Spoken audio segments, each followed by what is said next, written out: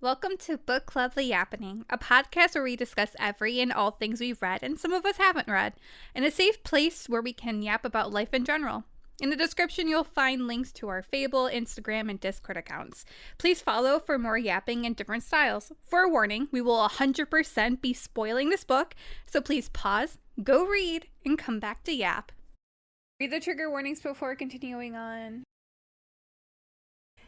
On jury duty, she's like, all the Codys I know are men. And then she starts naming people who are absolutely not named Cody. She goes, Cody Bryant. I love that show. All right, thanks.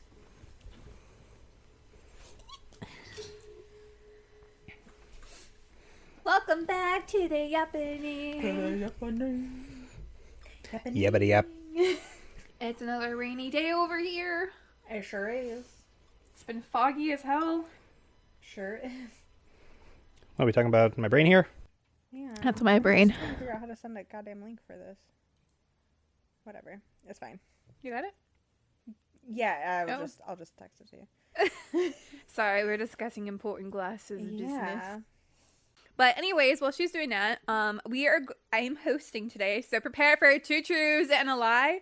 Because again, I did better this time with the script, but not so great. So I have the book on my phone, and I'm just gonna filter through to pull out some points. Because this is one book series. It's like a comfort read for me. It does get serious at times, but I love this series. I read it in college. It's called, the first book is called Cut and Run by Abigail Roux. I will forewarn that I didn't realize it at the time, when I bought the book to read when I was away, that there's an updated version of the book out. I read the original because they're doing a limited release of the original books as they were written. So there's a typos, there's some mismatched, the characters sometimes their fears or whatever are mismatched.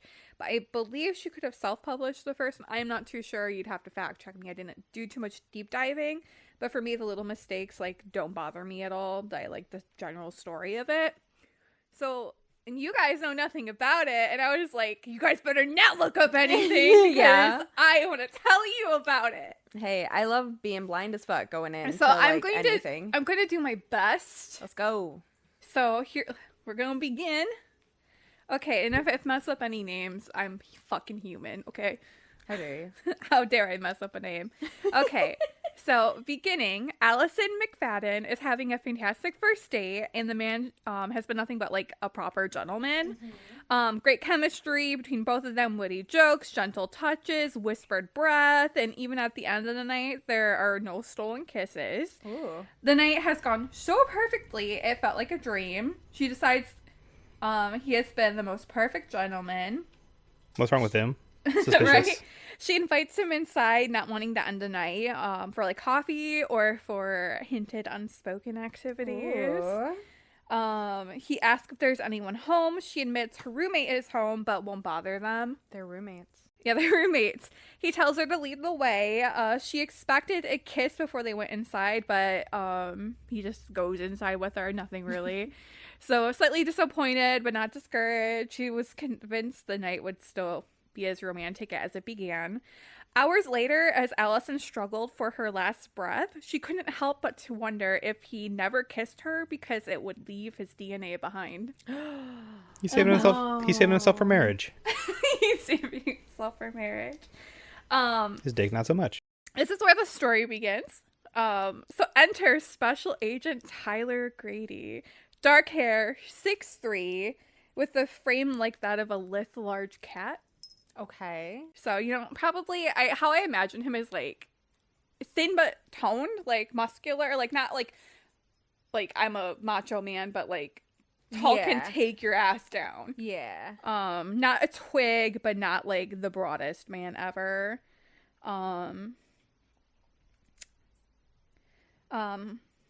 He looks rough and in desperate need of a shave. He had just come off a 4-week undercover assignment that was blown because a rookie didn't know how to mute their phone. Ugh. Weeks of around-the-clock surveillance, phone taps, a wire phone taps, bribing informants, and some high-speed tailing all shot to shit. Their target, Antonio de la Vega, caught wind of it and disappeared. Ty was kind of grounded after that, and after the case got blown, so he was grounded after restlessly waiting on leave. The assistant director of the FBI, Richard Burns, calls Ty into the office. Ty was lucky enough not to lose his job already because he doesn't work under conventional manners. He sometimes breaks the rules and crosses the line to get the job done, but it gets done. Yeah. But at this point, he kind of fully expects to be replaced or fired because of how bad this went. Not many more details are left after that. Enter Special Agent Zane Garrett. He's dressed neatly in a suit with close cropped brown hair. That's really neat. It's like, it's like really neat hair. He's 6'5", handsome, broad man. Think muscles. That's how I think muscles. Closely shaven, promoted out of the cybercrime unit from desk work into the field. He stands, very politely. He's on time for the director, and they're kind of talking. He's eager to start work because he wanted to get out of desk work so bad. Ty arrives late, per usual fashion. He was demanded by Burns to come in within 30 minutes. So he's like, no time to get ready, I guess. So he gets into his car, turns on the fucking lights. This is where some of the disconnect does happen, because at the beginning, I could be wrong, at the beginning, Ty does say he hates the shiny, flashy lights. And so he uses them to get to the office quick. But later, he does do that, and he's like, I love the shiny lights. So it's like a slight disconnect there, but I think it's fine. So I'm taking it as like he just is grumpy. So he arrives late. He's unshaven, scruffed. He wears a brown leather jacket, jeans, and dirty cowboy boots. Okay. So Ty's t-shirts. These are kind of where my notes end, so we're gonna just wing it here. So Ty's shirts are one of my favorite things in this book series, and I decided to list them all out. Well, he's going into this meeting. His first shirt is a sorry, my handwriting is fucking messy. I said Ty loves his t-shirts and he can't be stopped. In this meeting, his first t-shirt reads Cock County FBI. It's a black shirt with white font. And I'm just going to list the rest of them in the book right now just to get it out of my system. So the other one will be a black t-shirt with the black letters that says I'm undercover. He has a camouflage t-shirt with yellow tiny font that says you can't see me and I'm right in front of you. Another one says X-Fed, but kind of like FedEx, but reversed on a so it's colored like that. A plain white shirt, brown print. It says you have the right to remain silent, so shut up. And then his other shirt is a white shirt with a brown TP on it, surrounded by words, Camp Run Amok. Okay. So these are Ty shirts. They're great. I love Ty shirts. So that, unfortunately, is the end of my actual notes. So let's go back to chaos. We got the important stuff. Begin with true truths in a lie. Let's go. Okay. Hit me, anagram daddy.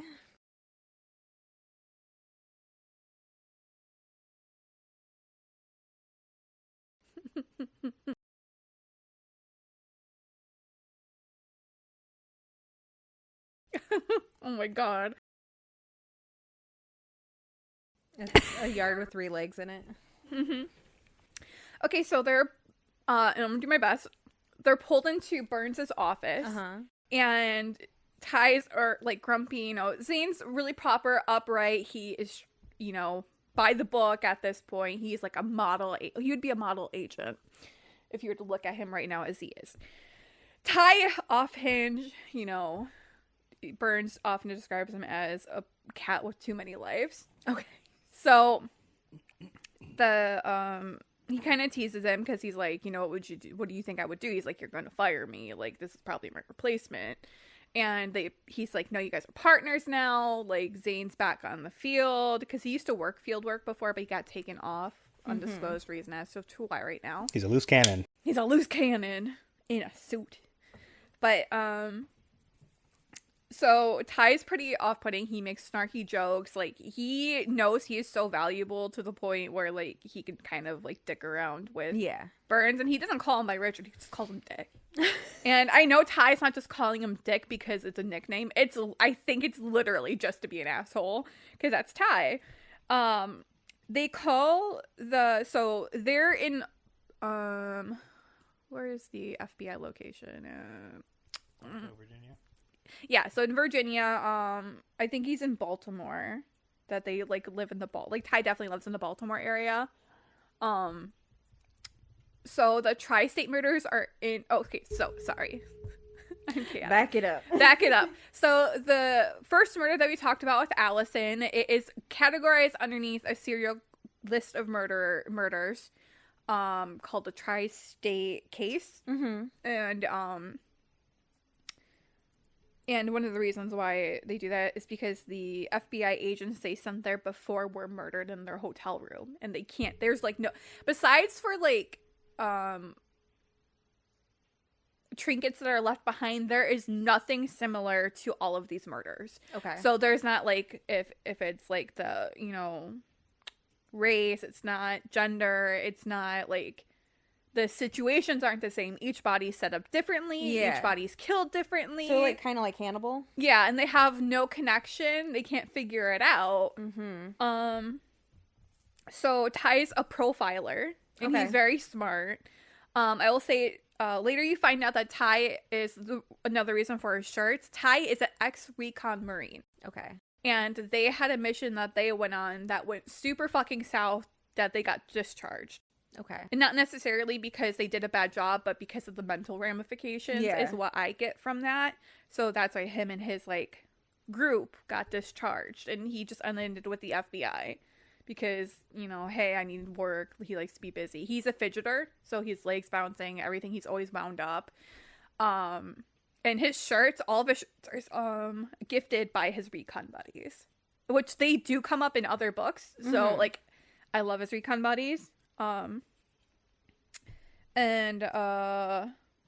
he's just very important for the FBI because he does all of the secret undercover stuff, like all the classified missions. Yeah. So he's back. Zane, hold on, sorry. Try to get the blah blah blah. I have to go over here. So yeah, they get them together. Ty and Zane immediately not getting along. Yeah. Like he's like, where's one? Where's one? What am I supposed to do with this guy? Greet Tarzan? Hey, try leg yard. Yeah, so like Burns is like, yeah, Ty's really good at his job. This is kind of like your last chance. Zane's here to keep you in line. Yeah. And he's hoping they learn something from each other. So another hint, Ty does take a phone call later. You know, Zane can hear him speaking in Farsi. So he was in the desert during his time as a recon Marine.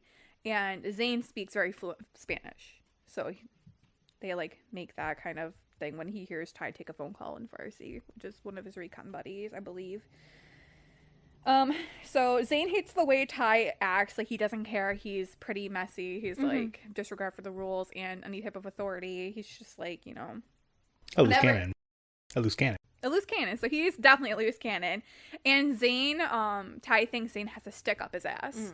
So he doesn't like Mr. Up and Tidy and Clean and Polished. So he's like, fuck off. Like, I don't want to. Ty does not want to like another partner, and that was the deal he made with Burns. Is that he didn't have a partner, but because Ty messed up on the last one, he's like, no. But even Ty knows going into the tri-state murder case is that it can't be done alone. Yeah. Especially when they are going to go and so their job is not to just find the murderer. They believe that it might be an inside job. Okay. because nobody knew where the 2 FBI agents were aside from people in the bureau. So since they were murdered also in their hotel room, one, I don't remember the other agent's name, and I'm not going to really list it, but there's one important name. His name is Sanchez. He is one of the agents that did die. Okay, so let me move over here.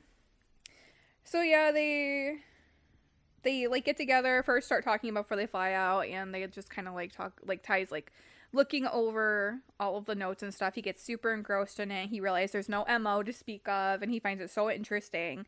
But also he has a vendetta against a person because he's like, you killed one of our own. Like, I gotta catch you. There are 8 murders and counting. They're killed creatively. Like, there's one murder where there were twins that had died. There was one murder where someone got injected with bird flu. Yeah, no, it's crazy. And Everybody's so creative. Yeah, so one died of like an overdose. Okay. The girl Allison, her and her roommate were killed, and their hair was dyed, and they were switched in each other's bed. So like he switched where they slept, laid them in the bed, and dyed their hair. Okay. So they're all different, but they like all have little trinkets that are left behind that you know that they're the tri-state murders. Sanchez and his partner, they were just killed. Nothing pretty about it, nothing set up. There was a trinket left behind, but other than that, it was just get out of my way type of killing. So, there's that. Sorry guys. No, you're good. And it's like, they kind of like, Ty likes to eat like dirty, like greasy food, and Zane's like, I'm gonna keep fit. Like, Zane's a really fit man. What an odd couple. Way not couple. Yeah, so they leave on the plane, they go to New York, they meet with people there already, because they're feds, and they call them thieves. Well, they're feds going into New York, the cops don't want them there, the detectives don't want them there. There's so many hands in the pot at this point, because the last FBI agents died, that there's some information missing in the files, and it's just, they already, like, them coming into New York is already with their hands tied behind their back, because there's not really much they can do because no one wants them there. Ty arrives late to go, because I think they might fly separately, I can't remember, but Zane tells him he's late, and Ty's like, yeah, and you still got to stick up your ass. There's a lot of banter between these two fuckers. Stop talking about my ass and what's up it. Not corn, tell you that. Right? Oh my god, stop! Oh my god! But, so, Zane is, so he was part of the cybercrime unit beforehand, so he's good at digging for information, he's good at technological stuff and figuring stuff out, whereas Ty's a good profiler, and he's good at thinking, or how, you know, criminals think. So, they get issued a hotel room at a really nice hotel, but Ty's like, yeah, fuck that, I'm going to the Holiday Inn. Because because the FBI agents were found in their hotel room. They were supposed to be hidden. They were found. So Ty's like, if it's going to be somebody inside, I don't want to do that. So I'm going to use my own money and check into a Holiday Inn. And they'd be expecting to be at a hotel. Yeah. And so he drags Zane with him, because one of the things you find out later is Ty's partner beforehand was murdered. Well, they were shot by the same bullet. He lived. His partner died. So he carries that guilt a little bit. And you can see the scar because it was a through. So he got shot through. So Zane can see the scar. Doesn't really understand. He just figures it's part of the thing, because even Zane has scars. But so they go to the Holiday Inn. They split rooms because they hate each other. And they start talking to like the feds and stuff. There's like, I gotta get his name because I say it in my head, but I never said it out loud. But they're like these 2 younger agents that are in New York. They're not feds. They're, I think, part of the detective force in New York. Henninger is one of them. He's kind of like bright and bushy-tailed, ready to please. Like he's young, he's starting. He's like, yeah, an overachiever. And Morrison is his partner, and he's not as much of an overachiever, but he tries his best. And it's all anyone can ask for. Right. I hope everyone has fun. Yeah. And then, so, like, they try to get access to the crime scenes, but obviously a hard time. They don't want them there. Most of them have been cleaned up at this point. So there's not really much they can do. They can only revisit the spots that the people died. Like, one of the deaths, there was a woman, I think they said that she was a sex worker, and she had all of her teeth pulled out and was laid in a grave in a very, like, predominant cemetery that is owned by rich people. So the wealthy get buried there. Okay. So the sex worker is laid on top of a grave with all of her teeth out, like, removed. So that's one of the murders. And they do eventually go back there. When they do go back there, Zane has a bit of an issue. He can't really take it. And it's like the not addressing your feelings when they happen. Because you find out that Zane, he was married to his wife for 10 years. She passed away like 5 years ago. Mm-hmm. And he's like a half of me just left. Yeah. So he just became nothing. You also find out that Zane is an ex-addict. Okay. So he is an ex-alcoholic. He used to do heroin, stuff like that. So he is clean now, so he doesn't do any of that, which there is also a slight disconnect in this, because at the beginning, when Ty and Zane get there, he's like, I need a drink and food if I'm going to work this. And then Ty's like, you drink on the job. Like, what's wrong with you? Like, one drink can put you, like, out. He's, like, an ex-recon Marine, so he's on guard. Right. Like, he's trained. He's, like, when he goes to bed, he wakes up suddenly, he's reaching for his gun or his knife. But then, like I said, that flips because Ty actually ends up drinking a beer when he's out, and then Zane's like, I can't, because I'm an ex-alcoholic. Oh. So it's like those where like the slight disconnects are, but you can tell as more things establish that for sure Zane's the one who doesn't drink. And Ty will drink occasionally because he doesn't like to be inebriated. So yeah. So like, for example, some of the things like they say to each other, there's one point where they're talking to Henninger, and they're talking about like things Scooby-Doo, and they're like, what the fuck is that? And they start talking about Ty starts calling more like, well, here it is, wait. Okay, so Ty doesn't know what SpongeBob is. Because they have this whole fucking conversation. Wait. Yeah, so they, like, Morrison and Henninger start talking about, like, fucking SpongeBob or something. And then I think Ty just starts calling him SpongeBob. Wait, I don't know. I don't fucking know. Because, like, Ty doesn't know what SpongeBob is. And he's like, you're fucking yanking my chain, right? And he's like, whatever. You never watched Nickelodeon? I've never even heard of Nickelodeon. I was watching the first 48. Oh, yeah, because, like, and Ty... that's why millennials are the way they are. Because Ty's like, what the hell is SpongeBob? Is this SpongeBob? And then Henninger's like, well, perhaps you know Scooby-Doo. And then Zane's like, more like the Dark Knight. And then, and Ty's like, can I call you, does that mean I can call you Robin from now on? And Zane's like, that's Wonder Boy to you. Like, it's Boy Wonder to you. So they have, like, weird exchanges like that. So they're constantly trying to piss each other off. All right, so there's just, like, a lot of details I just want to add in. I just know I can't. I love your chaotic storytelling. I know, so... We're all different, and that's great. That's great. Right, yeah. Yapping in different styles, right? So... Yeah. But anyway, so... Does what it says on the tin. The tin. The tin. So, so yeah, Zane, Zane, with all of his addictions, he kept smoking. Yeah. And Ty's like, those things are gonna kill you. And he's like, yeah, whatever. Well... You can't take all my vices away right. from me. And Zane's kind of fun because, like, he has strapped with weapons. So he has, like, fucking sheaths on his, like, arms, like, for daggers. So he is also, like, he's trained in daggers. I love my little Zane with his little daggers. Oh, and then another funny comment that they make is they call Henninger and Morrison the Hardy Boys. Cute. I think. I'm pretty sure. Yeah, St. Glad's Door at the Hardy Boys. So, yeah, the age range, I can't, two truths and a lie.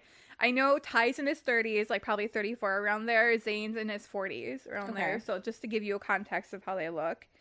You find out that Sanchez was part of the Marines with Ty and they knew each other personally. Okay. And you find out that Sanchez called Ty the night before because he had made a break in the case and wanted Ty's opinion because he's a profiler, but Ty never answered. So he feels guilt because like maybe he could have helped. So so this is very much like personal to him, but you don't find that out until later.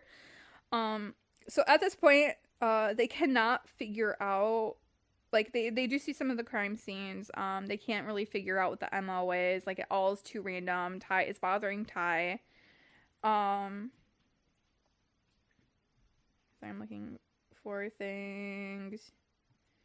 There is a point where they do end up rooming together because Ty doesn't feel safe in his room. He's getting like the heebie-jeebies.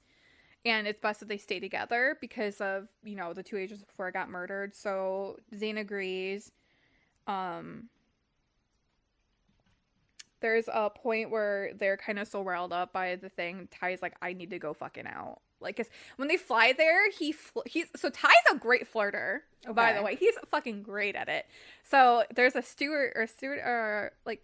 don't know what they're called. Flight attendant. So there's a flight attendant who sneaks Ty her phone number. And so she's in town, so he calls her up and is like, hey, want a night? And so she's like, yeah, sure. So they go get it on, whatever, like hour or two. He's expecting Zane to be back. He comes back. Zane's not there. Zane ends up going out because Zane has a problem with sex workers. So by problem, I mean he pays for sex. Like he doesn't pick up girls. Like he just pays for sex. Like that's it. Is he the ex-addict? Yes, he's the ex-addict. So he pays for sex, and Ty does question it. He's like, why don't you just go pick up a girl from a bar? You're a good-looking dude. And I mean, I'd bang you. Right? All right. But I know, so that's how that will go. So Zane gets angry at Ty for being a fucking grumpy asshole all of the time and high-strung. They literally want to kick each other's ass. So Zane goes out to go just walk, really. Go smoke, go walk. That's really all he's doing. Ty comes back, and he thinks that Zane went off the bender, and he's like, I can't fucking have you, like, drinking while we're doing this. And he's like, you need to get off my ass. I'm not doing anything. So they get fucking grumpy. You also find out that the flight attendant Ty ends up sleeping with, the murderer tracked him and kills the flight attendant and strings her up in a window. Oof. Yeah, so, I do have to look that up because there's like basically, this book is basically like a part 1, part 2. Okay. Even though it doesn't list it like that.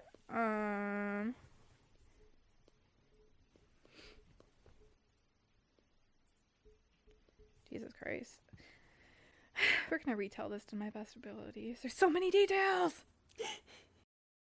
Also, they're constantly fucking eating. I mean, I know they're big dudes. Like, I've been around people who, like, lift weights and stuff like that. All they want to do is eat. And I'm so jealous that they can eat as much as they want. I know they work it off, but... Basically, if you want, like, super fucking details, read the book. It's great. We already knew that, though. Yeah.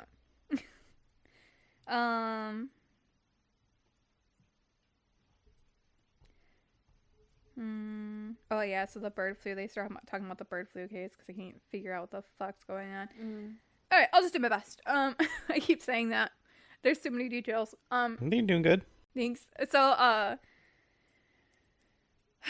where was I off? So, flight attendant. Okay, they get grumpy. So, yeah, Ty's constantly on Zane's ass about the alcohol and stuff like that. Okay. And it's getting to a point where it's really pissing Zane off. And they do get into, like, a massive fucking fight. Like, they beat each other's ass. Like, I'm talking pages of description of them kicking each other's ass in this alley. That's crazy. Like, it's bad. And, like, Ty's, like, an ex-recon, so it don't matter if he's shorter or skinnier than Zane. He's kicking his ass. And he's having a good time doing it. Like, Ty's laughing at him. Towards the end, they're bloodied, and Zane gets so pissed. And, they go back to the room, and everyone's like wants to, like, when they get back into the the Holiday Inn, the attendant's like picking up the phone to call the police. That's how badly they look. Oof. And he has to flash his badge and be like, "Yo, FBI, we're fine." It's chill, dude. Yeah, and then so as they get into the room, Ty starts feeling bad because he really kicked his ass. Like, he really kicked his ass, and he's like, fuck. I want to get to that part because I feel like there's like an important detail over there.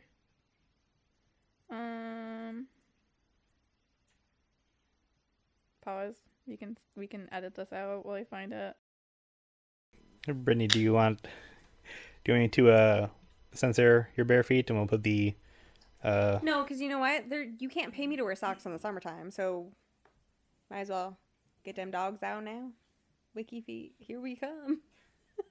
Okay, fair enough. Just put like Fig's head on one and Butter's head on the other. Just tracking as you move them. You just start bouncing them. Let me get to that part and I'll mention her in a second. I did. I found it. Okay, so one of my favorite things is like they're fucking kicking each other's ass, right? And this is like Ty so antagonizing. So Zane's like howling in fucking pain. And he tries to, like, he tries with his forearm across the back of Ty's neck as his other arm hung limp and useless because Ty pressed a pressure point on Zane's arm that he can't use it.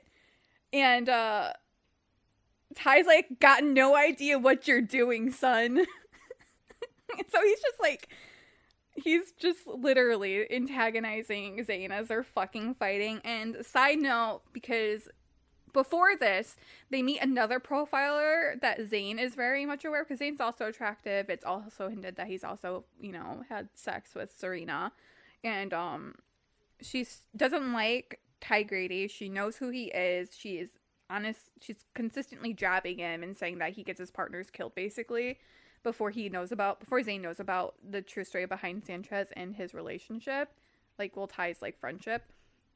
And Zane does defend Ty, saying that basically Serena can't even touch Ty's, like, brilliance because he is seeing Ty work and how his mind works. So Serena's like, fuck you, Zen, never come back to me again. So that was like a whole thing before this. So it's Anchorman. I straight up hate you. Go back to your home on Whore Island. But goddamn it, do I respect you. Okay, yeah, so this whole fight was just getting on Zane's ass because, the bar thing, and he's like, I don't care if you lie, cheat, steal, and fuck everything that moves, just stay out of the bars while we're working this case. That's fair. But he's not drinking. Okay. But Ty's just making an assumption because he's judging the fuck out of him. Yeah,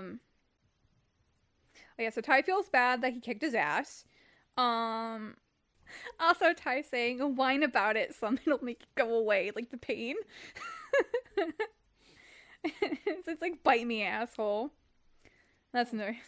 Sounds like an abusive boomer dad. Yeah. Mm-hmm. Yeah, so they're constantly going back and forth. Like,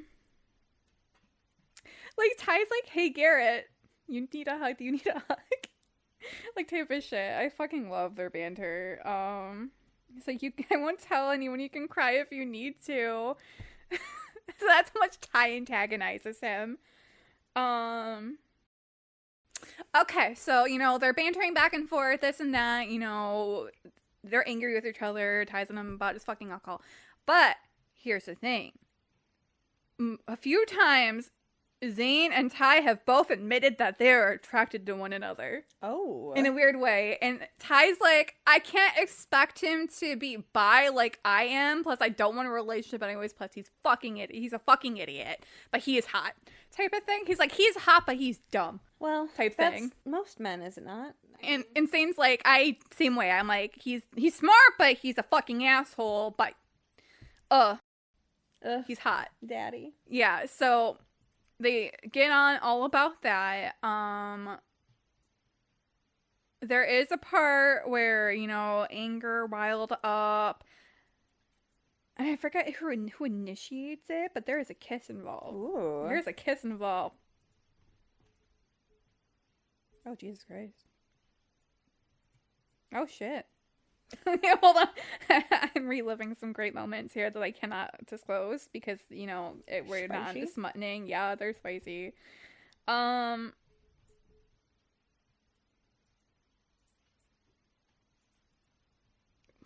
Tell us in the comments how bad you want that smut. Right? So badly. I want it real bad. As bad as I want a hot dog. Ugh, I love a hot dog. That was bad, Jennifer Connelly. It was, yeah. Okay, sorry. No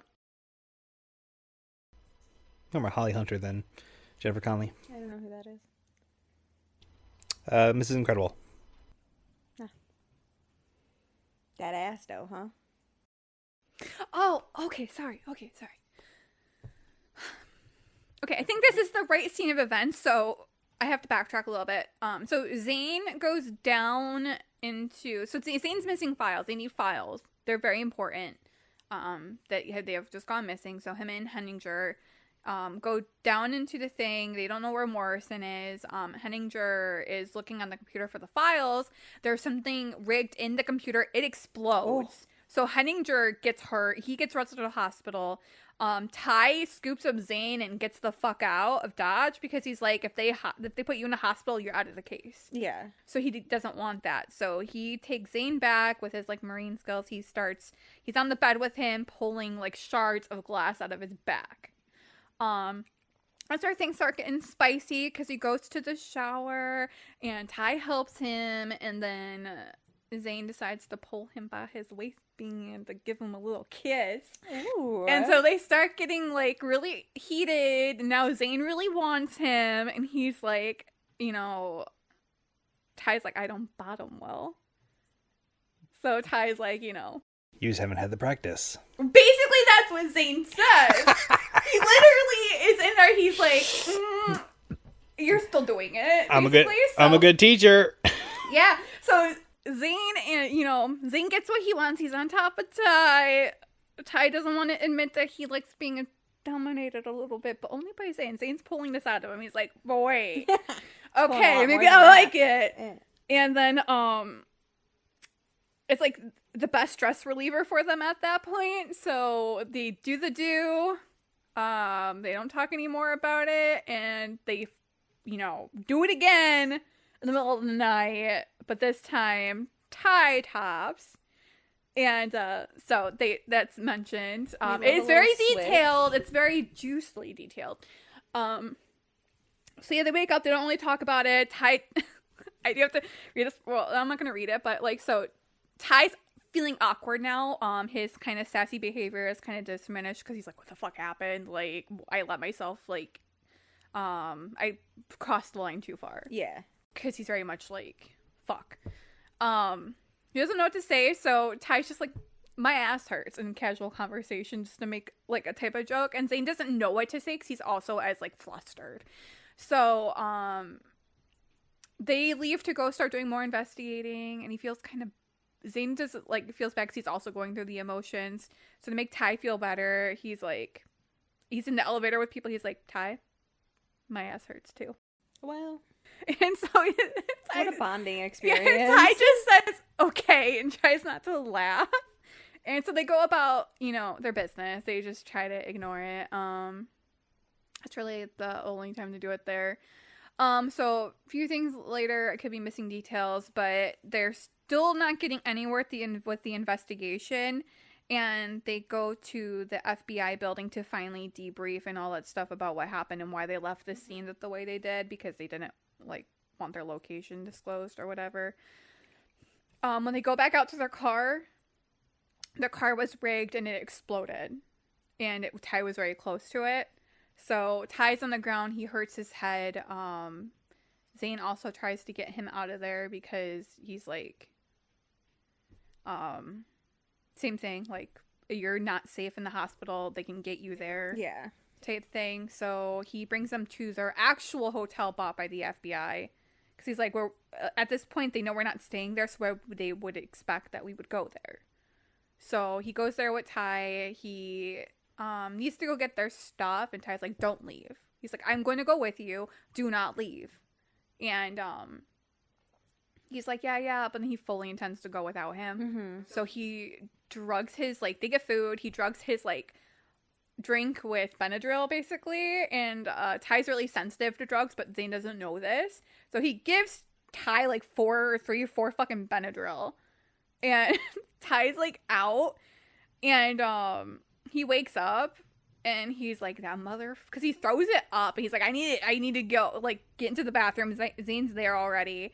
And he's like, what the fuck did you do? Yeah. And he's like, you were hurting. Your head is hurt. Oh, yeah, because, sorry, side back up. So they get him out of Dodge. They do go to the hospital because when Zane gets down, he's like, I can't even stay awake because of bad concussion. And he's bleeding. Yeah. So he doesn't go to the hospital for a minute. He does let the doctor, he argues with the doctor.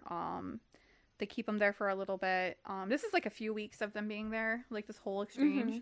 But the doctor tells him, like, you know, he has a bit of swelling in his head. He needs to rest, like, give him medicine, make sure he lays down. So that's where they go to the hotel room. He lays him down, gives him the Benadryl because he's like, he needs to rest.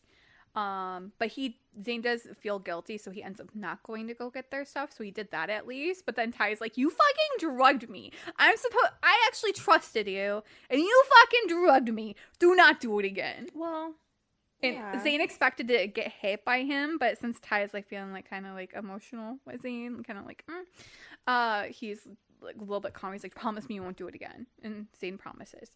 That's when they finally see the murder of the flight attendant. And Ty's like, I can't do this. I need to be put on medical leave now. Because, like, his head's still hurting. It's throbbing. Like, he's losing memories at this point. Like, he's not recalling some things. And, at this point, he does end up passing out and kind of, like, he gets put on medical leave. He forgets that last week and a half. He still remembers everything with Zane, oddly enough. There is a point where Zane said, I don't want you to kiss me. Like, I don't want surprise kisses. Like, because he doesn't want to get attached. Don't spank me, daddy. He's like, don't spank me, daddy. Like, it cannot be sudden. Do not grope me in public type of thing. Well, like, yeah. Don't kiss me surprisingly because it's getting under his skin a little bit because it's making him happy. But he does. Well, it's like he's an ex-recon Marine. No, he doesn't want to deal with it. So, don't bring Kohler into the party. So they go on medical leave. They get pulled off the case. Zane is going to be reassigned. They're reassigning 2 other agents to the tri-state case because they got nowhere with it. There was an explosion. There was too many, like, lines crossed again. Ty gets put on medical leave for about, I think, 5 months. Around there. 3 to 5 months, somewhere around there. And he goes through the hoops like Zane did, because you find out Zane also had to go through psych eval and all that stuff, because before he got into cybercrime, his undercover mission got fucked up. And so he had to go through all of the same, like, psych evaluation and counseling that Ty's going through. So he has to stay home in his row house in Baltimore. Zane gets put undercover in Miami. He's taking drug busts and stuff like that. Basically only Spanish. Like, it was either that or New Mexico City. So they haven't talked since because Zane is so deep undercover.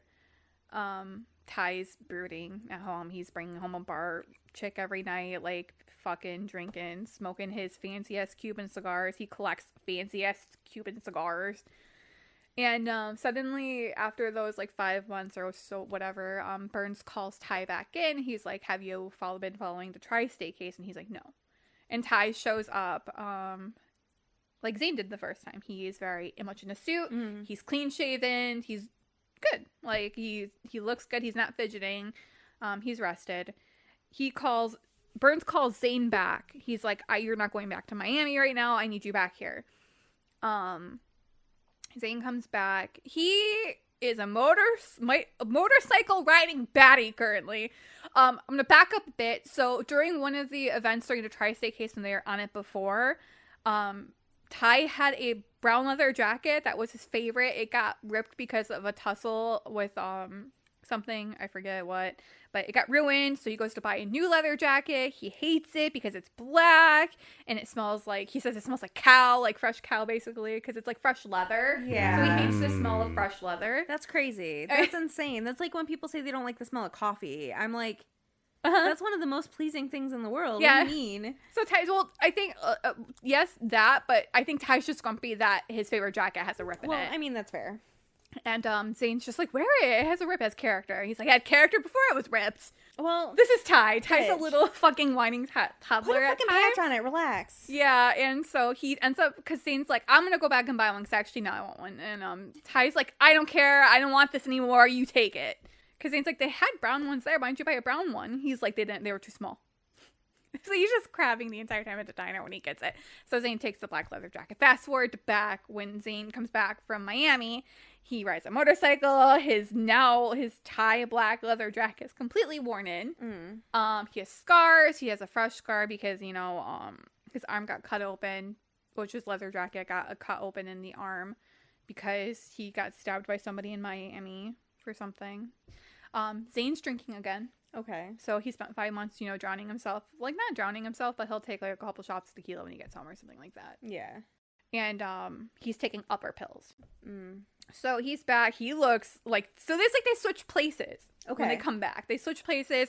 Ty's now been through the psych evals, the counseling. He is prim and proper like Zane was. Zane's now, like Ty, a little high-strung and grumpy and back. And Burns is like, you were the only two people that survived. She's trying to play with her, like, bouncy toy upstairs. Oh, okay. So, he's like, you guys are the only ones who basically lived longer than all the others because the two agents they sent after Ty and Zane, they got caught in an explosion and were taken off the case because they were severely injured. So they're like, whatever. They go back.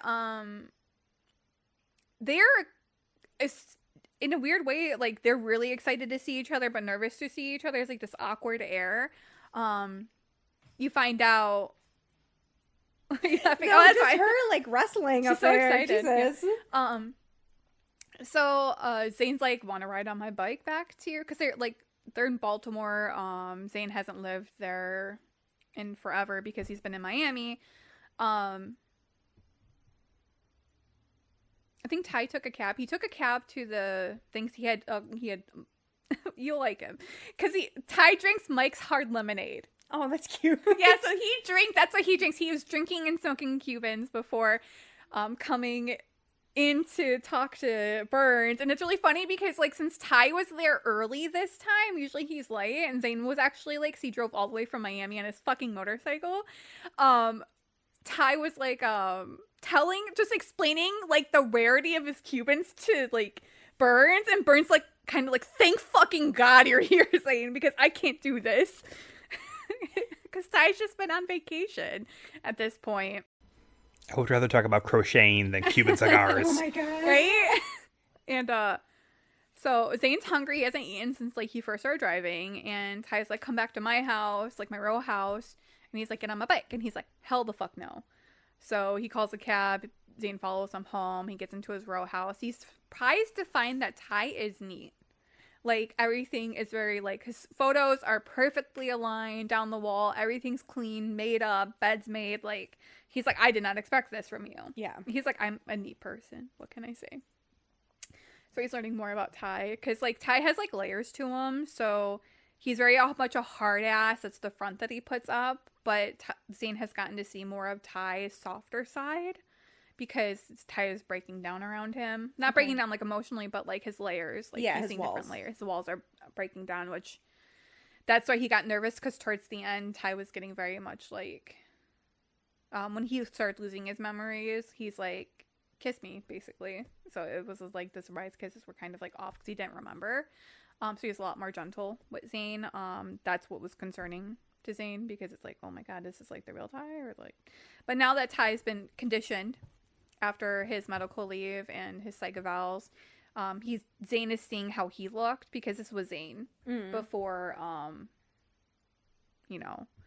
when he had the conditioning done. But now Zane's more of himself now, but he's missing kind of Ty's wittiness and stuff like that, because Ty's not bantering as much as before, and he's in a suit. He's not even wearing his fun t-shirts. Oh, not the t-shirts. Not the t-shirts. You're not the man I hated. Where's the man I hated? So they get back to Ty's house, and immediately it gets heated. They want each other. They want to fuck. Oh, come on. They want to color so hard. I'm like, I don't know if I'd say they're fucking. I guess we can. Well, clearly, like, but Is this heated rivalry? Kind of. yes, kind of, but with they're guns rivals and they're heated. and with guns. So they start getting heated. Like, Zane needs a shower. Because he's been driving all day. So Ty's like, I'll go get pizza, but he's like, join me in the shower. And oh, sorry, side note. One of the things that they said that was kind of slightly forgotten, but they remembered, was they kind of like, they feel like this energy between them, and that's why they're attracted to each other. And Zane asks him, are you feeling this? Like, when they're like holding hands. And Ty says no, he's lying, obviously, because he doesn't want to even do it. A lot of the theme behind the first book is Ty saying that if he gets too close to Zane, and he says this to Zane, it's like, I can just cut and run. And then Tail drop. right? And so they meet again.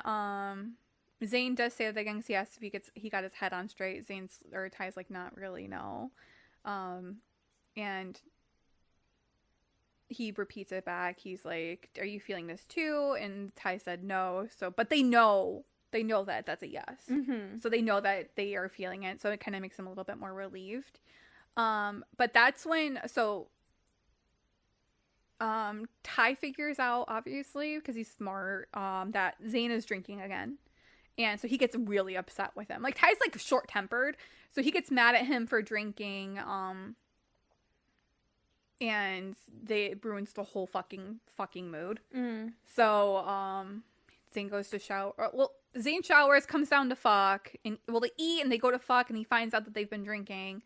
Ty's pissed. He's like, well, I guess it's a good time. You don't mind if I drink then? So he pops open a Mike's Hard Lemonade, and he's like drinking, and he asked if he was using again too, and I think he said, I'm not sure what he said, but I thought he said he was only drinking, but he hid the upper thing because he has a tin in his jacket. Ty wants him to quit drinking again. He says whatever, fine. Zane cannot sleep because he's having the withdrawal of wanting to drink before bed, and so he cannot sleep. This gets really cute because Ty kind of just wraps him up in his arms, and he's like, lay down, because like he falls asleep. He wakes up after 2 hours. He's like, fuck, I'm not gonna be able to sleep. Zane sits up. Ty's like, you can't sleep sitting up, because he's asleep. Then Ty's just talking through closed eyes, like, you can't sleep sitting up, and he's like, well, no shit. So Ty makes him lay down. He kind of wraps him up in his arms, and he does fall asleep. And he sleeps. And Ty gets up, and because Zane's like, are you going to be here when... Which is kind of cute, because before Ty goes back to the office to talk to Burns, he has a barmaid girl... Not barmaid. Bartender? I don't know. A maid at a bar with him in his bed. And she's like, come back to bed or I'm leaving. Waitress? Ty's like, huh? Waitress? I don't know. I don't know. I forget. All I know is a bar. He picks up girls at bars. This one's a waitress, I think. Okay, wait. Waitress or a bartender, but you said a maid in a bar. A barmaid. And that just threw me off. Like, what year is it? Me and the Renaissance Festival. Right. Sorry, guys. I literally live at the Renaissance Festival during Renaissance season, so I know them as barmaids or wenches, like in the most polite way ever. Yeah, if you ever says wenches, it's not an insult. It's not an insult. It's Renaissance, like, fancy. It's out of love. It's very much out of love. Those girls be sexy.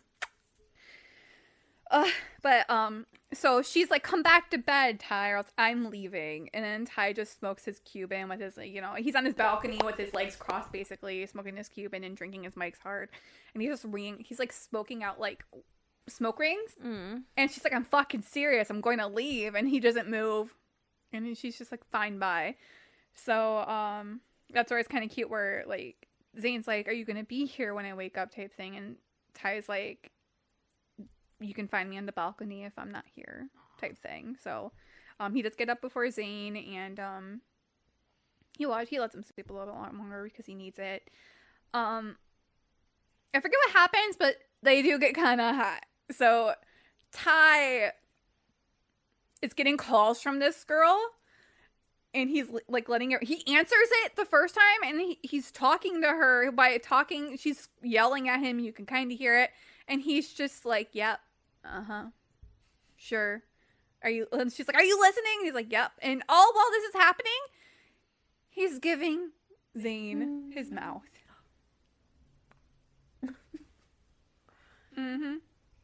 He's prepping him. Because they're getting ready to do, right? Yeah. And then so she calls, and it kind of ruins the mood, but it doesn't, because Ty's like, I'm still going for it. And then he's like shuffling to get the lube out of the side drawer as he's like talking to her, and he keeps dropping the phone. And he's like, I'm going to call you back. And so he tosses the phone off. He gets to work on Zane. His answering machine goes off, and Ty's like, don't listen to it. And Zane can't even listen to it because he's so focused on him. So Ty just has his way with Zane. Ooh. As the angry girl's in the background. And then Ty finally tells Zane, ever since the girl is basically not really anybody, just a girl I picked up because I can't stop thinking about you for the last 5 months. So I'm just picking up different girls every night. Because it's unclear to me, but Zane also, I think, was with people in Miami. But he's like, but no guys type thing. And Ty's like, good. And he's like, what does that mean? It was straight sex. It doesn't count. It doesn't count. Not that they're actually dating. But so, they get hot and heavy. They start getting ready to go back to the tri-state case. More like bi-state case, am I right? Bi-state case, am I right?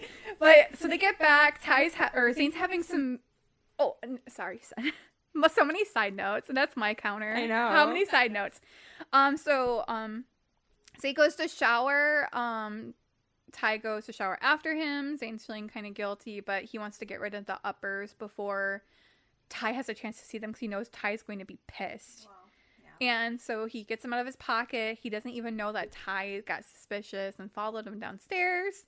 And Zane's having like an addict moment where he's just like tapping the tins, like trying to get himself to throw it away, but he's not sure. He's like, what's the real point? This kills nobody. It only hurts me. And Ty, he turns around to throw them away finally, and Ty just looks at him, and he hands like, give them to me. So Zane does. And there's like a whole like in between where Ty gets pissed off at Zane. He's like, you didn't care about yourself at all in Miami. You didn't care if you die. You didn't like take care of yourself. You were reckless. And he's like, what's the point? You kind of do the same shit. And Ty's like, well, I care about you. If something happens to you, I would be devastated. In like the most Ty way ever, to not say that he cares, but say that he cares. And that's why he doesn't like Zane smoking either. So after all that, they get back on their way to New York. They call Henninger again because they trust him, because he's proven himself and he's kept all their secrets. So Henninger helps them out after leaving his partner behind. And they get back. So Burns asked them both if they were still investigating the case. Zane said no. True, he stopped following after a week because he hadn't read anything other than Spanish since starting in Miami. Ty has been obsessed with the case. So he has kept on to the case. He doesn't like the killer being smarter than him. So they get to New York. They decide to go not in the city, but like more in this like deep areas like Queens or something like that, to stay there. And their hands are not tied this time. They're super undercover. No one is aware that they're coming back, besides for Henninger and possibly a couple of the other like detectives. They asked Henninger, because another reason why Burns pulled them back was the murders kind of stopped when they left. Kind of like the killer was sad that they were gone. So when they got back, the latest murders was the medical examiner that they had on their team and her assistant were murdered in their morgue. Okay. So in the actual bureaus, like wherever they're at, it's morgue they were murdered in, and their bodies were staged inside of the morgue. So easy cleanup. Yeah, right? So they're for certain, they are convinced it is an FBI agent or a cop. And then Ty sort of draws the connection that the person, the killer, has to be either their father was a cop or their mother was in the military or something like that, because the crime scenes are all laid out because what cops want is something exciting. It gives them something to do. So it's all different. So he's thinking that he's creating these the killer's killing is making these crime scenes to please the people around them that get them excited, to give them something to do, like make their jobs meaningful. So that's all Ty has on that for now. He still can't figure out the connection between all of them. Like, for example, the trinkets that are left behind are like the two roommates that were swapped in the bed. They had rings on their stomachs. Okay. Like plastic rings. So like, what the fuck? Yeah, so they get back. There's another murder that happens when they're back, and it's almost like a party. A person sitting up, dead, mutilated. Okay. He's like, his body parts are trailed around like confetti, kind of like a party, and there's a knife on a silver platter, kind of like a gift. So they're like, do they know we're back? And then Zane being Zane, he found out that there was like a hidden compartment underneath like the floorboard, and pulls out a picture that is their trinket. I have a theory that's based off of the show Numbers. And I'll tell that at the end. Okay, so the crime scene, confetti, surprise party, like welcome back. Or like, it could be like they know new people are on it, so just like, welcome to your first case, like, be excited. Ta-da! So they leave the scene. Zane gets really excited because he likes to read. He likes thrillers and all that stuff. So he sees a bookstore. He's like, oh my god, I've seen this place before. It's like a retro bookstore. Like, it's like, you know, one of the older books. It's like not like a Barnes and Noble. It's like a pop and mom shop with resell books. Zane goes in very excited. There's an old man behind the bar reading, you know, Edgar Allan Poe. And Ty's just standing there because he doesn't even want to be in there. He's like, this is so dumb. And looks like just lame movies. Yeah, and then Zane's really excited, and he doesn't want to take up too much of Ty's time because Ty sits down. He has a little banter with the old man. The old man's like, your friend seems really excited. He's like, yeah. He's like, you don't like to read? He's like, I don't. Ty's response is, I'm happy with a gun and ammo magazine on the John. That's it.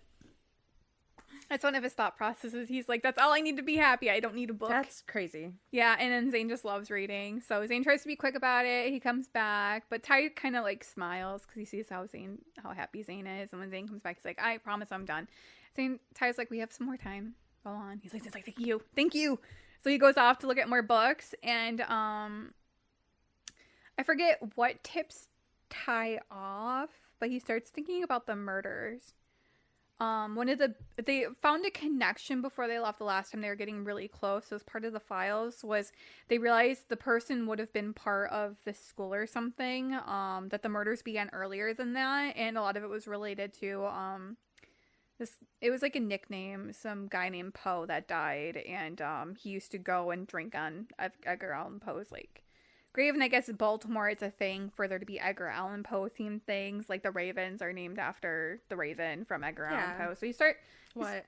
Oh, I think there is like some kind of mystery of someone who would go... I think it was Edgar Allan Poe. They would go to his grave on like his birthday or death day. Yeah. Every year, like raise a glass of wine, leave the bottle on like the gravesite or something, and walk away. And no one knows who that guy is. So like that's a real thing. Yeah, I didn't even know it was a real thing. So yeah, that's a thing. You explained it so well. Thank you. But there was a guy or something. It was a birthday or a death day. I don't know. Yeah, so he thinks the person would have gone to that school and then entered the bureau. So they're like, okay, pull the files from 2001 2004. Before they left the tri-state case, one of the reasons why Ty wanted to go on medical leave was because Ty was being staged almost for the murders. Okay. Because his file would also... Because Henninger, when he brings him the files, he's like, just so you know, me and you are in the 2004 files. And Ty's like, fuck, okay.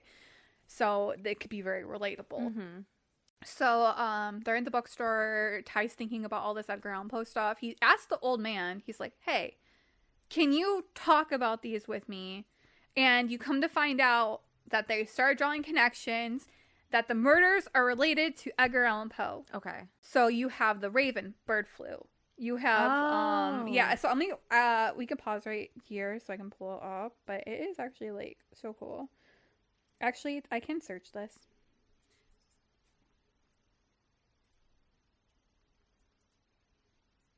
Is it Allen with an E or an A? A-L-L-E-N? Yes. Nope. Oh, okay. The guy at the party with the knife through his heart, trinket was found under the floorboards.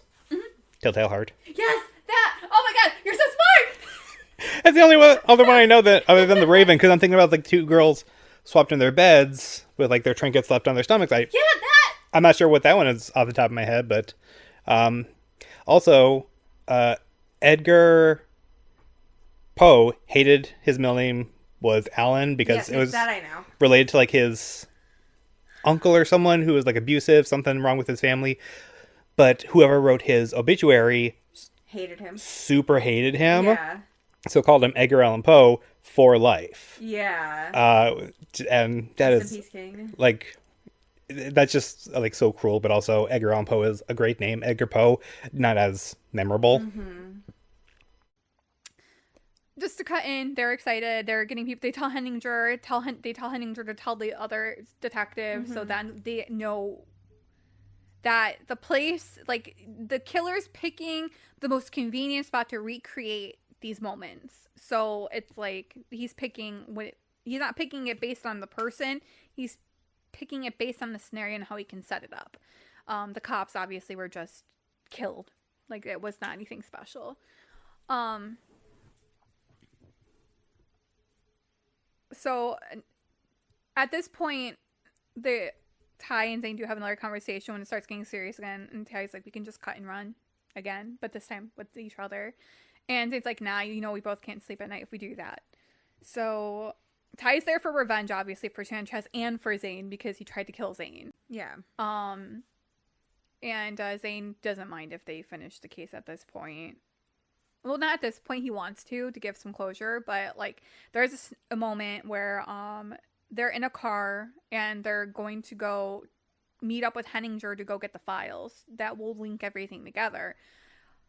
They get chased by an unmarked cab that has super tinted windows, and he starts ramming them.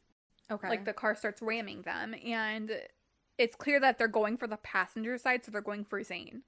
So they keep ramming the car. Ty's doing his best to drive. They knock over the car. Zane gets pinned his arm gets pinned into between the door and the seat because it's on the side, so Zane's on the ground.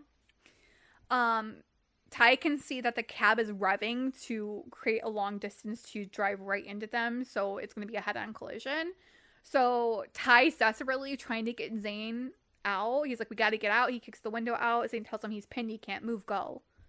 And it's kind of like really cute and like sad at the same time because Zane's like, you gotta go, you leave. Ty's like, no. Ty empties out both guns into the oncoming cab, even chucks the last gun at the cab, and then gets back down. Zane's like, you gotta go, and he calls him like baby. So it's like kind of really cute. He's like, you gotta go, and it's like, that's that, like, baby, come on, go, you gotta go. So Ty's like, he doesn't say anything. He just wraps his body around him to try to block whatever he can. And he's like, I'm sorry. That's all he says to him is, I'm sorry. And then they hear the police sirens come, and then the cab turns around to leave because he can't finish killing them and get away from the police at the same time. So the police chase away. EMS comes. Zane's pretty much out of commission. His arm's broken. He's badly beaten. He doesn't want any drugs because they have to reset his arm, and the EMS person's like, you're going to hurt. And he's like, I don't care. He's just breathing on his oxygen mask, like about ready to pass out. And Ty's like, give him the drugs. He's being an idiot. He's like, you can do a local won't do anything. He's like, no, I don't want to fight that shit off my system when we have to do this. He's like, it's a local. It won't do that. There's no fighting it off. And so as they're arguing, the EMS is already injecting his IV, and she's injecting it with a sedative, so it is the full body. So he's feeling it because he's like, what the fuck? And he's already relaxing, and Ty just goes, ha! He like points at her and just laughs because he got it was his way, basically. But then he also feels bad because he's like, fuck, I don't know why she didn't just do a local. And so he's like off his rocker. She doesn't want to release him, but Ty's like, he's not safe at the hospital. We gotta go. Yeah. So he gets Zane to sign the form. She's surprised Zane's even standing given the amount of sedative she gave him. And Ty, like, Zane does a lot because at the beginning of their second part, Ty's trying to be gentle with him because he doesn't want him blowing up and going to a bar. Yeah. Zane's like, I'm not that weak. So he pushes Ty so much, kind of like Ty pushed him at the beginning, until he breaks and he finally teases him. So when he's coming back, Ty jokes with him. He's like, sedatives kind of don't work all the way when you know you use, kind of dulls the effects. Yeah. So, Ty gets Henninger to take them back to his, like, where he lives. Mm-hmm. Just to stay undercover while they figure out Zane. Ty tells him to call the other two agents. I don't remember their names. One's a woman, one's a guy. Tells them to come over so they could watch Zane so him and Henninger can go and track the cab. So the two agents get there. They sit down. Zane's laying in bed. Zane and him are kind of having like a goodbye moment. Zane's like, you gotta come back. Like, come back to me, promise. And he's like, I'll come back. And they kind of have like this cute little goodbye kiss, like hidden. Still, they've been cute. Yeah, basically little smoochies. And so Ty comes back out. Him and Henninger go down. Immediately, Ty gets chloroformed. So he is gone. Zane gets up. Him and the agents start talking about the Edgar Allan Poe related cases. Next, you find Ty's point of view, and he's like standing, but not like willingly. Obviously, his legs are shackled into the ground. His hands are up, tied, like his hands are shackled, and he's just stuck. He cannot move. He can't see anything. It's very dark. There's no light. There's one candle. Mm-hmm. And a big side note. Oh my God, sorry. So there is a point where Ty talks about his home. I think it's still in Virginia where he lives, but his dad had known to work in the coal mines. Mm-hmm. And there was either he joined the Marines because it was either work in the coal mines or join the Army. So he chose the Army. It's more exciting type thing. Because he's afraid of dark, closed spaces.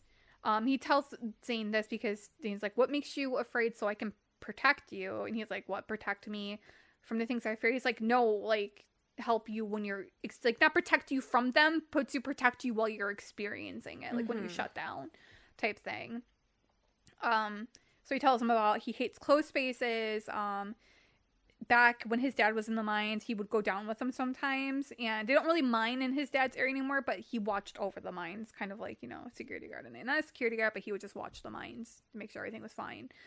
They would bring candles down because they were cheaper than canaries, and so they knew once the light went out, they knew they had to get out because either the oxygen was gone or it was about to be gone. Yeah. So there's a candle in the room with Ty as he's tied up. The killer, he can't see the killer, it's too dark. He's hearing sounds of like scraping, like of mud, and then like bricks almost. Okay. Killer's bricking him in, like the cask of not Monte Cristo. Yeah, that one. Yeah, so he's creating that scene, and he's like, "You're going to die." He's like, "What did you do with Henninger?" He's like, "I had to let him. He's fine. Don't worry about it. He needs to tell them you're missing." Type thing. So he's like, "I had to leave the boy, unfortunately. So, but he'll tell them that you're missing. And then while you're dying, I'm gonna go kill Zane, basically." So, and he's like antagonizing Ty.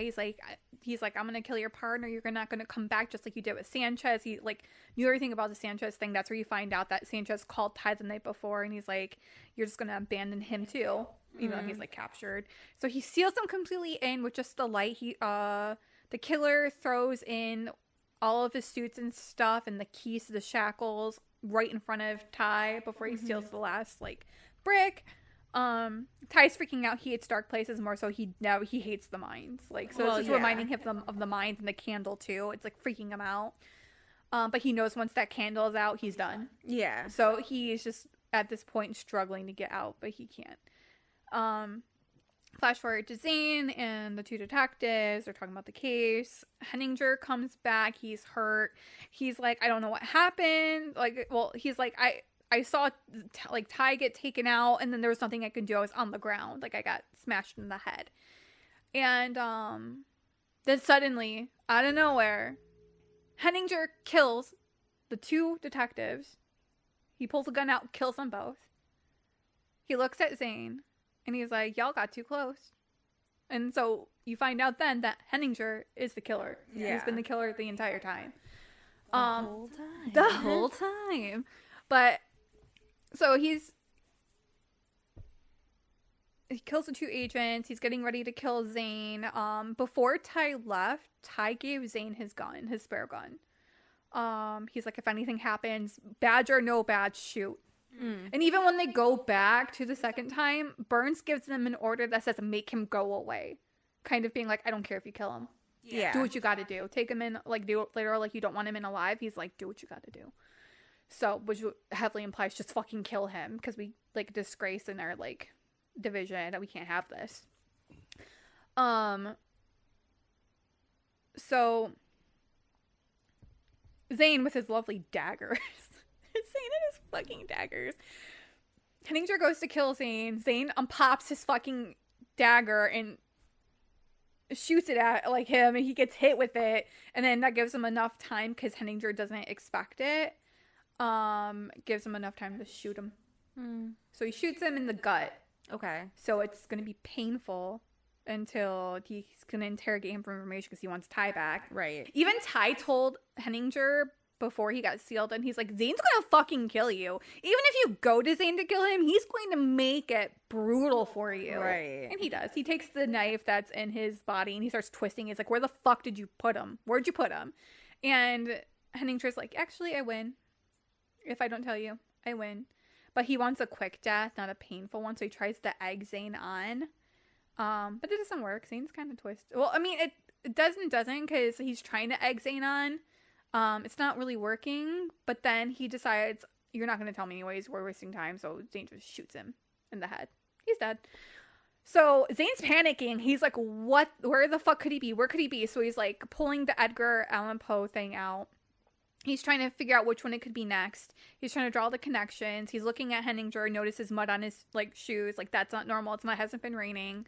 Then he remembered a slight thing that when Henninger brought them to his place, he said that it's an old building, so there's still the old tunnels underneath. Yeah. But he's like, okay, I'm going down there. So he goes down there. He starts screaming for Ty. It's dark. Ty has already used up all of his strength at this point. He's been screaming, hollering. His arms are bloody. He's been trying to get out. The candle's out, so he is already lolling off to sleep. Zane searches through, tries to draw a connection, and he backtracks, noticing, like, the mud, and then he sees a whole new paved wall. And so he breaks it.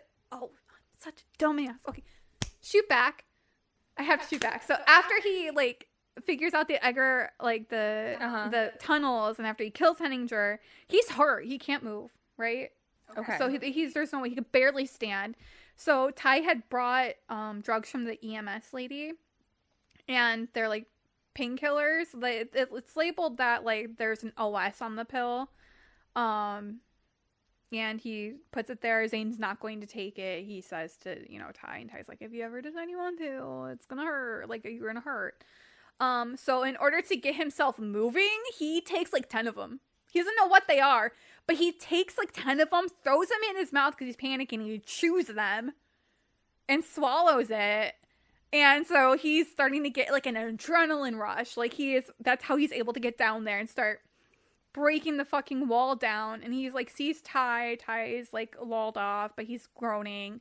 And he sees the keys there. Ty, at this point, he saw Henninger's face as he put the last thing in, so he knew it was Henninger.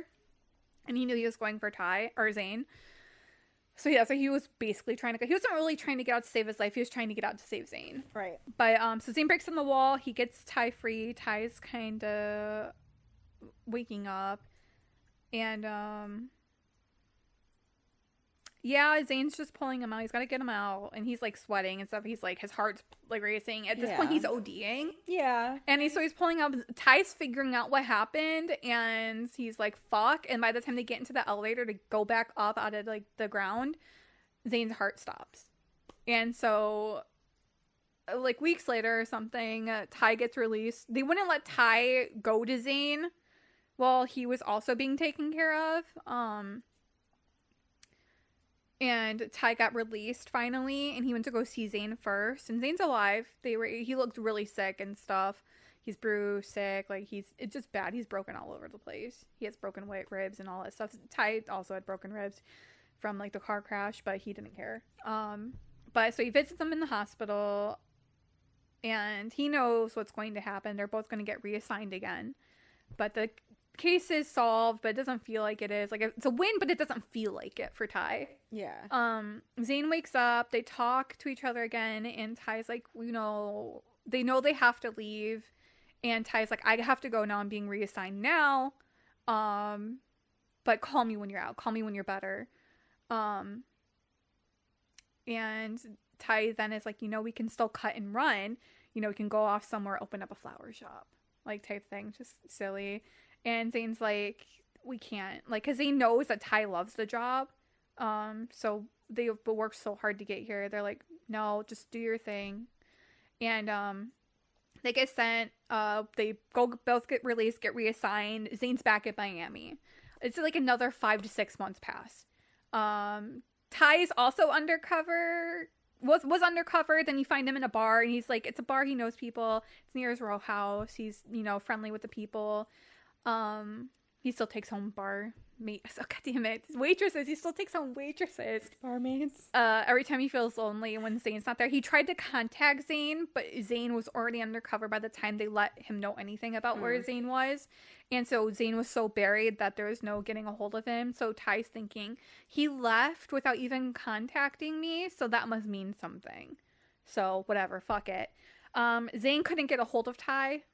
He was also undercover at the time, so Zane couldn't get a hold of him, so he just went back to Miami, because Zane knew if he went back to Miami, instead of saying no, that he would still be he'd still be working with the Bureau, and he would have a chance to see Ty again, eventually, at some point in their life.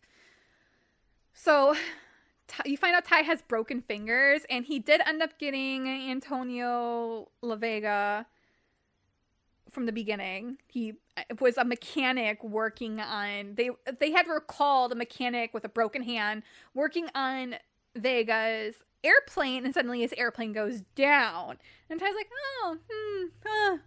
because Burns calls him, he's like, so I heard that this thing happened.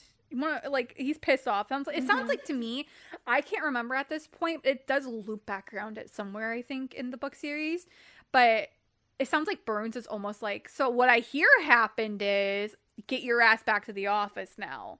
You have your new partner, and like, you're getting another assignment. Your vacation's over. Zane gets a call too. He's getting another partner. He's coming back from Miami. He's no longer going back to Miami. He's like, I need you here, so come here. They're both really angry about getting new partners, and they both have their own POV moment of they don't like their job anymore. They miss each other, type thing. If they're just not excited. Zane did not go back to drugs and everything. He even quit smoking, and he did that for Ty. So they end up getting back there. Ty meets with Burns. He sees like a fresh, like, glasses, like, puppy dog ready to fucking go with his leather binder, and Ty's like, are you fucking kidding? Literally verbally, he's like, are you fucking kidding me? Like, really? He's like, no, that's a trainee for my position, type thing, so you don't have to worry about that. And the guy is like, Ty, I feel bad for your partner coming in. And lo and behold, Mr. Bike Riding Zane comes out. He's in the office, and they're like, wait, they see each other for the first time since 6 months. And Burns is like, yeah, you're partners again, and I need you to start working tomorrow. Zane, move your shit here, we'll provide accommodations. Do you both agree? They both agree. Kind of awkward, but then they have like a conversation, and that's where you find out that Zane tried contacting him. Ty tried contacting him, and because at first Ty's like, what, were you afraid you couldn't handle orchids or something? Because he didn't want to cut and run. And that's where Zane's like, if I didn't stay here, like, because Ty's like, you could have said no. You could have said no. He's like, how could I have said no? It was that or New Mexico City. Like, Ty, I can't just say no. And he's like, you could have got another job or whatever. And he's like, staying with the Bureau was the only way I knew I'd see you again one day. Yeah. And so, they have their little kissy moment. They're like, we're going to figure this out a day at a time. Doesn't need to be anything serious. Zane also did not touch anybody. Zane is fully, like, locked in with, like, loving Ty. Still in denial about it. But yeah, that's how that ends. And yeah. Happy ending. Yeah. Until book 2, I guess. But that's my gay FBI story that I love so much. Hopefully you guys caught on. Hopefully it was entertaining. Yes. Hopefully you want to hear it. I definitely liked the like Edgar Allan Poe aspect. Yeah, it's actually really cool. So like I forgot because I originally read it. I was like, what the fuck was it? What the fuck was it? And then like the second time reading it, because it's been so long that I'm just like, what the, I can't remember what the thing is. And then he had mentioned the story about like the grave and Poe. And I'm like, oh, it was Edgar Allan Poe. That's what they're themed. Have you seen Fall of the House of Usher on Netflix? No. Watch it. Okay. It's really, really good. Oh, like it's essentially Edgar Allan Poe, but it's like deaths around like Poe's works. Oh, okay. So I was like in my head trying to like remember all of those deaths to like Same. see if I could. Yeah, and I'll watch it because I want to watch some TV today. But it's by Mike Flanagan. Have you seen The Haunting of Hill House on Netflix? No. Midnight Mass. No. Those are both really good, but Fall of the House of Usher has a lot of his usuals, and it's like all of Edgar Allan Poe's stories combined into one series. Remind me, how do you feel about horror? Like scary things? It depends. So like I can handle horror unless it's like essaying. Okay. Or like anything to deal with like a woman going through like a horrible birth. I'm gonna because I know some people don't like scary things. I don't like gore and I don't like scary things. It just like, for example, like, have you seen the movie with the blind man who was military? Yes, that I know. That I understand. I almost walked out. I didn't know that was going to be a thing. I saw it in theaters. I almost walked out because it made me so uncomfortable at the end. Well, and it was like jarring too, right? Because like it's just like that stuff bothers me. Like when anybody, like it's not even just women. Women get me the most because I am a woman. But even men, like if there's anything that like no essaying. That's it. Or any like, it's like the new American Horror Story with Kim Kardashian. I haven't. I won't watch it because I know the theme is around pregnancy, and I saw one scene where she was like giving birth and like strapped down, and I'm like, I can't. What's the one with the kids, the like teenagers? Midnight Society. What were you saying though? You said something about episodes or like that you were gonna wait until the end. Oh, because you said all the murders and everything were random. I just remember like there was just a period of time where I was watching the show Numbers on CBS, where like a mathematician helps solve crimes and stuff. Mm-hmm. So really silly, but no, there's one episode where it's like all these murders are random. We're not even sure if they're like totally connected, but we're pretty sure they're connected. And like everything about them were random. The times, the weapons, some were accidents. And he looks at all the data and goes, yeah, all this is completely random. So like there's no pattern. We have to eliminate any patterns, and like that's the pattern. Yeah. And I don't fully remember how that ended, but similar to NCIS, two people are trying to protect a hack using the same keyboard. Probably not how anything actually works, but it looks visually interesting in the moment. Mm-hmm. Yeah, I forgot also. So another comment I'll make is like during the book too, at one point Zane does tell Ty like one of his biggest issues was that the first time that they had to get reassigned, Zane's like, I'm pissed at myself because I let you walk away when I shouldn't have. And he's like, I haven't cared about anything in the last 5 years. And Ty didn't draw the connection. His wife died 5 years ago. So Ty is the first person he's cared about since. So, and they're like trying to figure it out. But I think I have some fun quotes. Oh, like some of the thing like Ty, are you getting up or not? Go fuck yourself. Ty replies, and then and Zane's like, I'm not that flexible. I just love this shit. Hold on. Oh yeah, it's black. It smells new. They had brown. There's no help for it smelling new unless you want to find dirt and roll around in it, or maybe drive it over a few times with an SUV. My other one got rolled over by a motorcycle once. Ty said. Oh, this one too. Okay, wait. Ty's saying he's never had a concussion before, and Zane's like, never. And Ty's like, I ducked. He's like, how the hell did you not ever get a concussion? And like, you're a Marine. He's like, I ducked. And Zane's like, you ducked? Smart ass. Oh.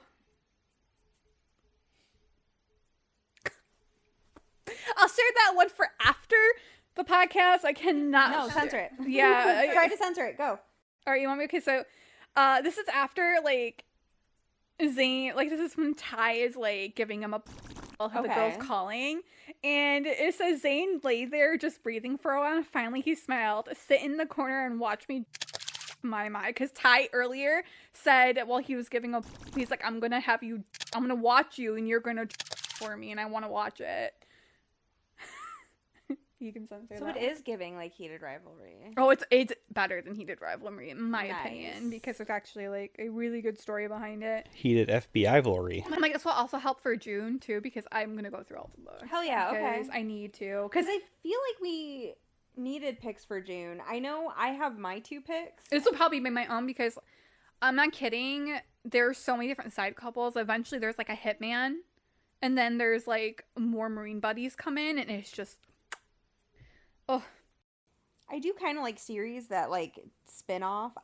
It was a thriller series that wasn't at all spicy, but it did like spin-offs where like if there's like a group of agents and then it like follows different like that was so good, but I wouldn't be able to do any of those books because the dark side it is. In the second, so my last comment, in the second half when they come back, Ty's like kind of like, I'll kick you in the shin if you make any more stupid pun jokes about like, you know, like hints like Ty and like being sexy or whatever. Yeah. Like so like Zane's like, you just poke and poke to get me riled up, or yeah, and then Ty's like, damn right. And so since he said the riled up part, Ty told him, I'm gonna kick you in the shin anytime you do it. So he's done it twice. He did it for the first time, the time that he warned Zane, and then a couple days later when they're in New York, Zane makes that joke about getting like him loving riling him up. Zane says, you damn right, and kicks him in the shin, and catches Zane off guard, and Ty's like, I'm gonna start wearing toe-sealed boots.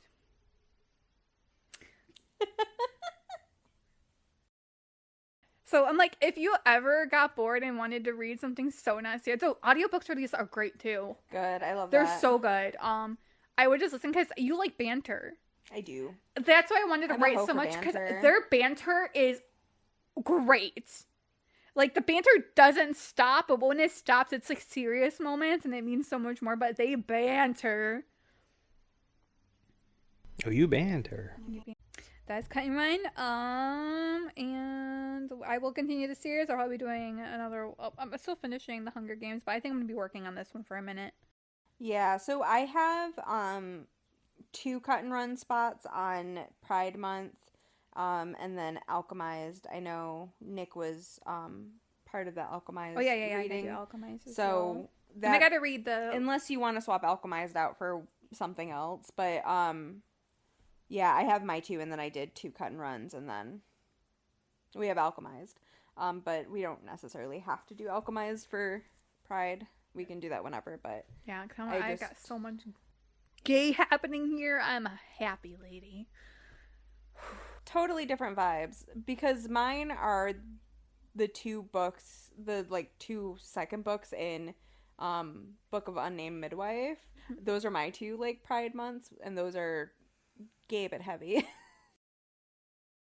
Dude, though, like,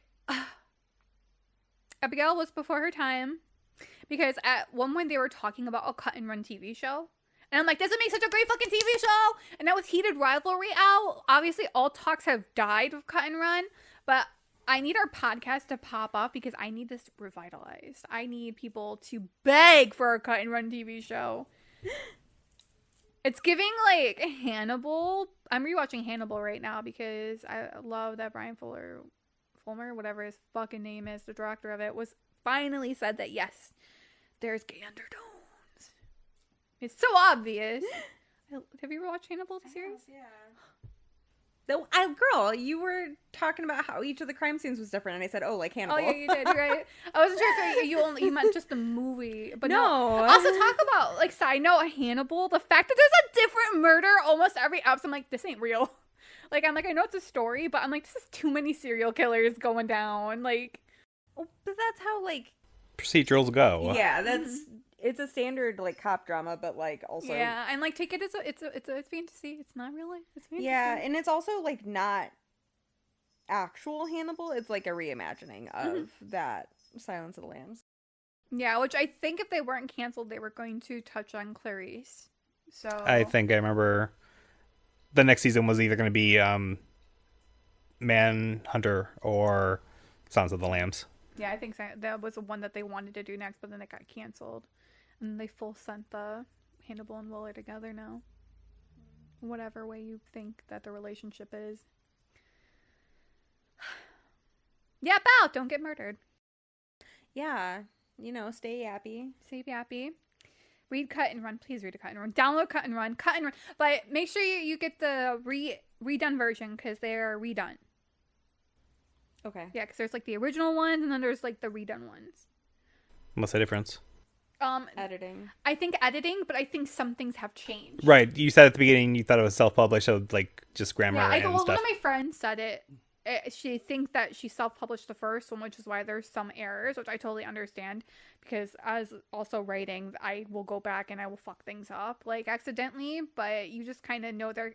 Like there's at one point where and it's in the newer ones. I read the updated ones, I think, when I first read them.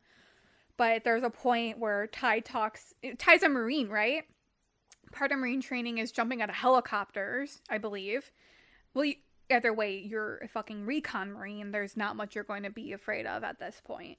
So he does a lot of like rock climbing type thing. So he's not afraid of heights, whereas Zane presents as being afraid of heights. At the end of the series, it kind of switches.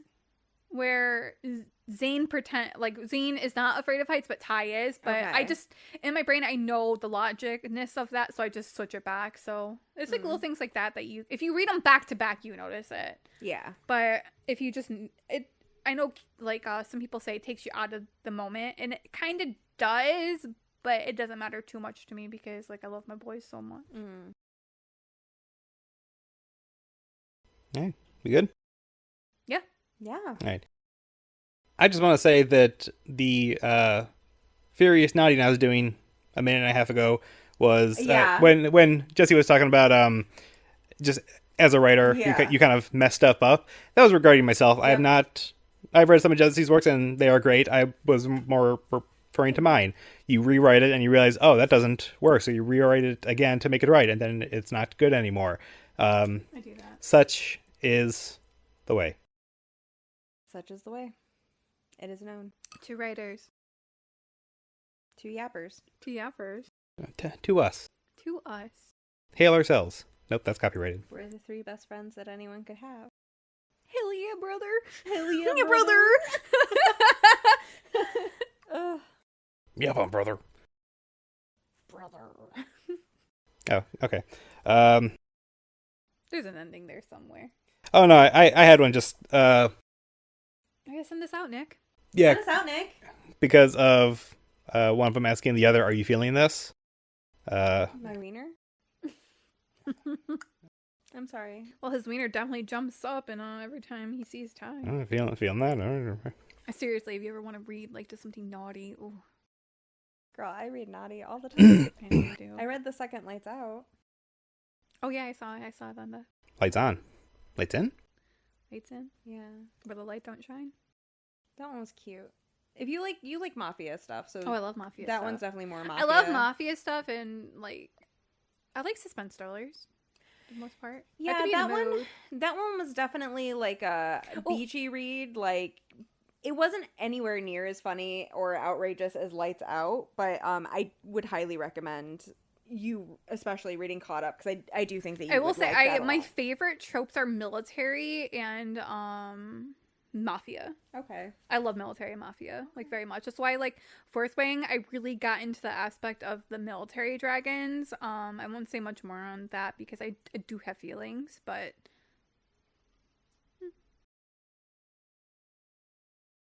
Anyways.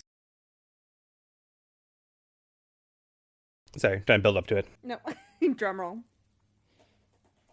Fate fell short this time. Your smile fades in the summer. Place your hand in mine. I'll yap when I wanna. I don't care if we don't have the race to that. I'm proud of that. Bye! Bye!